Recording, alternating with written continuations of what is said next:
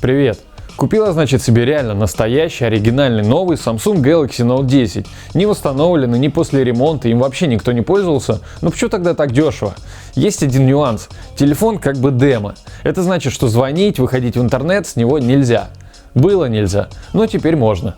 Присаживайтесь поудобнее, давайте разбираться. Для начала определимся, что же такое демо-телефоны и для чего они нужны. У большинства современных крупных продавцов техники уже давно появились открытые витрины со смартфонами, где можно покрутить любой телефон в руках, посмотреть камеру, позапускать приложения, в общем понять, подходит тебе такой телефон или нет. Естественно, после того, как тысячи человек будут тыкать в него пальцем, состояние у него будет уже далеко от идеального. Если на витрину ставить обычный телефон, реализовать его ритейлеру после этого получится только по сильно сниженной цене, что в общем-то невыгодно. К тому же всегда возможен факт воровства. Для этого некоторые производители, в частности мы будем говорить о компании Samsung, решили на выставочные образцы поставлять несколько урезанные смартфоны. Их отличие было в нескольких моментах.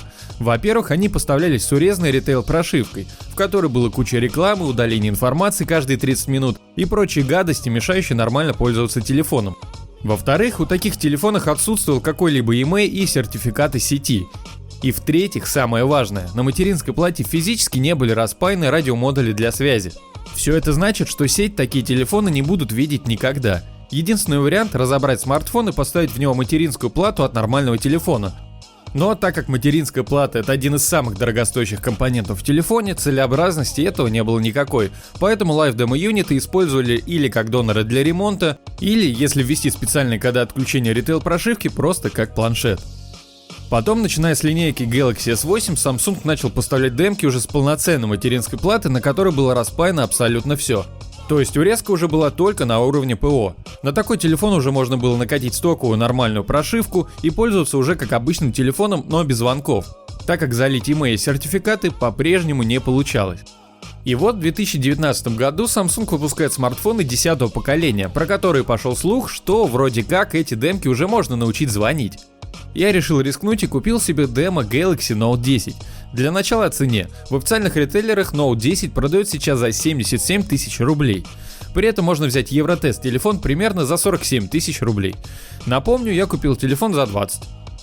Поставляются демки в белой картонной коробке, на которой так и написано Live Demo Unit Not for Sale, то бишь не для продажи. Внутри только телефон.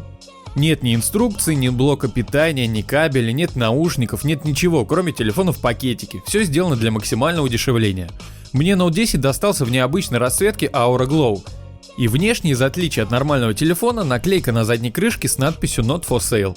Если на оригинальных Samsung'ах на самой крышке краской указывается email телефона, здесь по понятным причинам его нет, и указан только серийный номер и опять эти же надписи Demo Unit и Not for Sale. Еще из отличий лоток для сим-карты тут другой. Вместо нормального выреза на 2 сим-карты здесь лоток только на одну симку. По самой прошивке также есть некоторые ограничения. Можно спокойно заходить в Google аккаунт, скачивать приложения, играть в игры, делать фотографии, но звонить по-прежнему нельзя. В разделе о телефоне также нет email, только серийный номер. В настройках безопасности нет доп-меню со сканером отпечатка пальцев и разблокировки по лицу. А теперь по порядку, как это все происходит. Во-первых, я не уверен, что эта процедура вообще законна, поэтому делать так не призываю. Вся указанная ниже информация представлена исключительно в образовательных целях.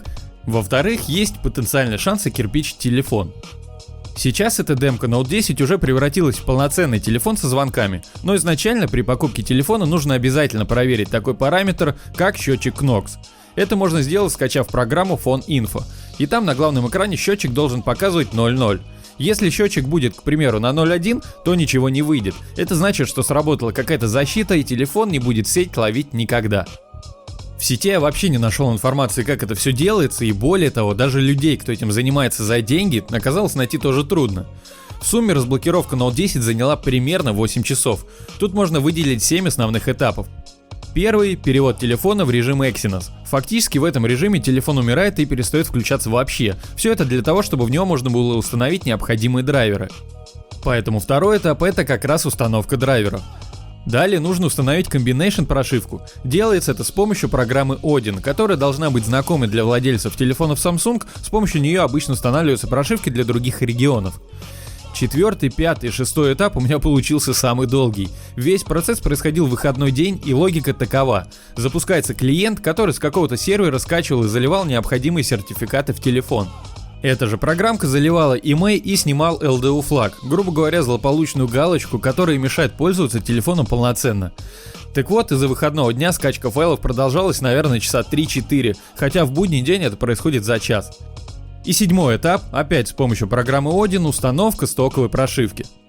Чтобы немного перевести дух, хочу напомнить, что каждые 2 недели на канале разыгрываем Mi Band 4. Условия, как всегда, простые. Лайк, подписка и комментарий по теме видео.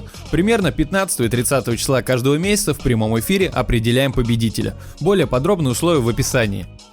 Так вот, возвращаясь, из всех программ, что здесь использовались, лично я был знаком только с программой Odin, остальные для меня в новинку.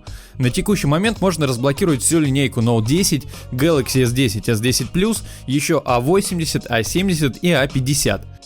Как вы могли заметить, разблокировку я делал не сам. После долгих поисков наткнулся на группу ВКонтакте, где по предоплате, что самое грустное, обещают разблокировать телефон. Я решил рискнуть, и в общем-то все получилось, не обманули. Через TeamViewer человек подключался к компьютеру и делал все необходимые действия. Группу, где мне сделали разблокировку, я оставлю на всякий случай в описании, ну а если скажете, что пришли с видоса, сделают еще и небольшую скидку. Но еще раз, делать так не призываю, так как легальность мероприятия все-таки под вопросом. Так вот, сама разблокировка мне обошлась еще в десятку. Это в случае именно линейки Note. Линейка S10 и A-серия там выходит немного дешевле. После заливки нормальной прошивки телефон перезагружается и превращается из тыквы в полноценный смартфон. Он теперь видит сеть, с него можно звонить и выходить в интернет, а в настройках появляются пункты разблокировки по лицу и сканер отпечатки пальцев. И конечно, в настройках теперь становятся видны 2 имей. И если через официальный сервис Samsung пробить имей по базе, Samsung присылает письмо, что телефон хоть и не предназначен для продажи на территории России, но тем не менее такой имей реально действителен.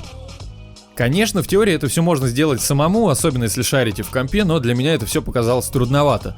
Даже имея необходимые файлы, есть шансы кирпичить телефон, что мне не очень хотелось, в своих способностях я не очень уверен. Поэтому к первоначальным 20 тысячам добавилось еще 10. Итого 30 тысяч на новый Galaxy Note 10, который умеет звонить, да вообще все умеет.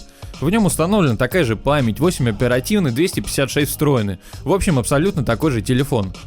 Итого получилась выгода 47 тысяч по сравнению с ростестовским аппаратом и порядка 17 тысяч относительно Евротеста. Выгода, конечно, какая-то есть, но геморроя тоже достаточно.